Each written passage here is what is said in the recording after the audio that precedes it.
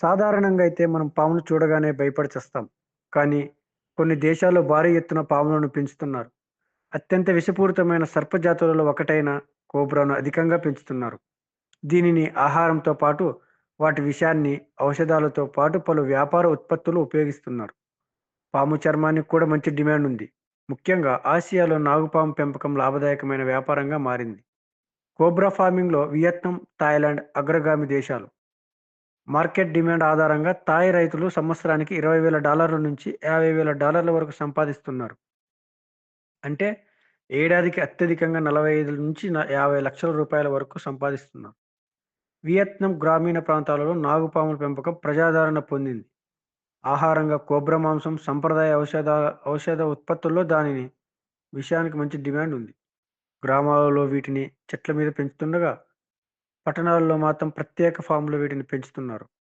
వియత్నాంలోని Vinh province Vietnam snake farming capital. ఈ ప్రాంతంలోని Vinson commune ఏలో ఏటా 250 టన్నుల కమర్షియల్ స్నేక్ మీట్ ఉత్పత్తి అవుతుంది.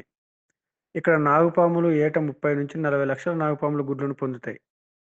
ఒక్కో కోబ్రా 3 నుంచి 3.5 మీటర్ల వరకు పెరిగిన తర్వాత విక్రయిస్తారు. అధిక మార్కెట్ డిమాండ్‌లు అనుగుణంగా విన్సన్ పెంపకదారులు పాములను ఇతర ఆసియా దేశాలకు, ఎక్కువగా చైనాకు విక్రయిస్తున్నారు.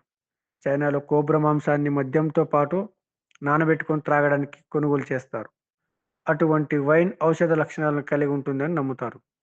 వియత్నాం నుంచి వీటిని దిగుమతి చేసుకోవడంతో పాటు దేశీయంగా కూడా నాగుపాముల పెంపకం విస్తృతంగా సాగుతుంది.